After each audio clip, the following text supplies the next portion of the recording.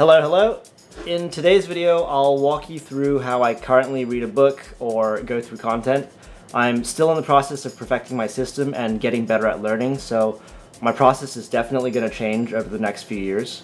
The majority of how I learn is influenced by the work of Scott Young, who completed MIT's undergraduate CS degree in 1 year instead of 4 years, among a ton of other really impressive challenges. Side note, he's also the reason I met my co-founders. He wrote a book called Ultra Learning, and I read it. He profiled my co-founders in the book, and that's how I ended up meeting them. And you know, now we're working on Ultra Speaking.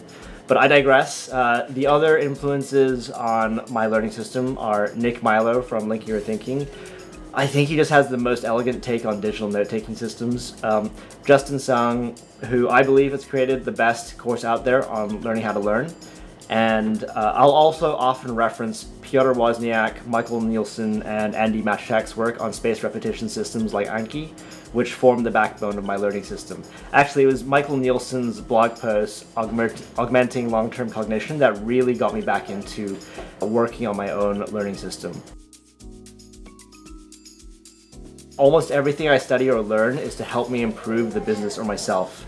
So today I'll be working my way through Richard Rumelt's The Crux, which feels to me like a strategy book focused on actual results instead of looking smart or trying to justify your exorbitant management fees.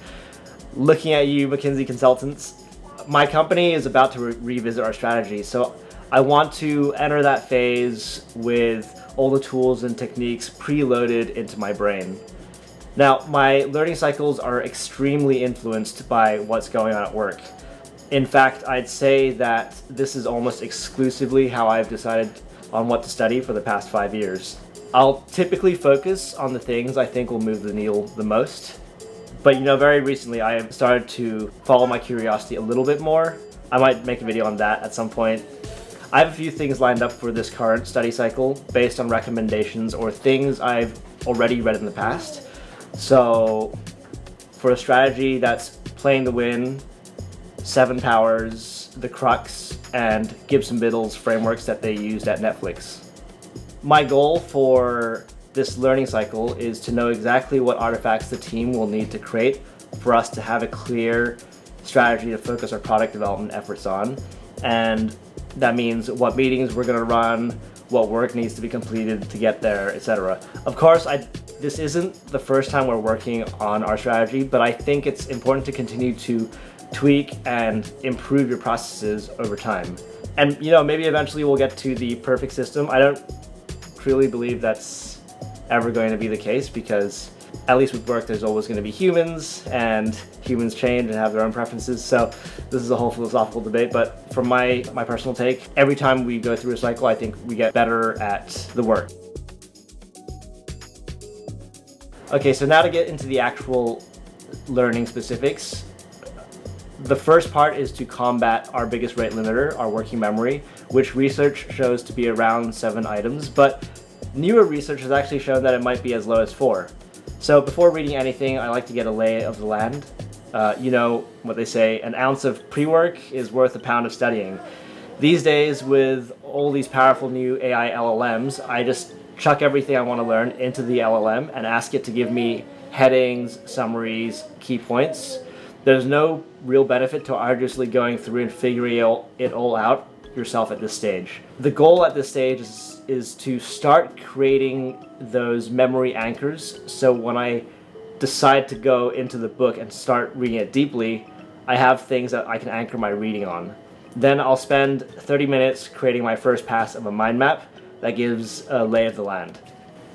So I've just spent the last 30 minutes on this mind map after using AI to grab the keywords. For now, it's just meant to help things stick to my memory a bit better, so it's not perfect, but it's good enough. Then I'm gonna get into the meat of the book. Sometimes I'll just pick and choose chapters from the book, and if I have more time to really enjoy a book, I'll just read it from start to end. But in this case, I'm kind of time strapped, so I'll go back to AI and I have a prompt for telling it my learning objective Then I'll ask it to pull out the chapters and sections I should focus on, and specifically what page ranges I should look at. And here's what it gave me for the crux. It looks pretty good. Obviously, I can't tell until I get stuck in. So another thing I like to do is chide it a bit and tell it to do better, just to give me that extra guarantee that the LLM did, parse my instructions as best as possible. So I like to open a new Obsidian note and just start creating notes. Where possible, I'll relate my note to other things as they come up in Obsidian. I also like to keep a running tally of my thoughts, questions, ideas, or things I'm reminded of as I'm reading. One thing I often do is I'll have an Obsidian note open with all the flashcards I'm creating as I read. Spaced repetition is a key part of my learning system, and I'll just be constantly creating cards as I'm reading. I also like to use AI to create cards for my notes. Then I also like to give it all the cards I've already created and ask it if it can come up with any other notes at the end of my learning session. And I'll pick and choose from these generated cards which ones to keep. One thing to remember is that when you put something into a spaced repetition system like Anki, it's kind of dangerous, and I know that seems extreme, but because these ideas, the spaced repetition system will force those things into your long-term memory. If you put the wrong things in there, you're actively making yourself dumber.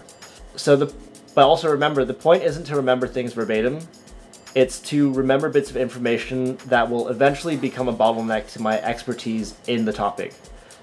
So figuring out what to turn into a flashcard requires both an intuitive feel as well as a sense of what key pieces of information might continue to come up, like a key formula or definition or framework.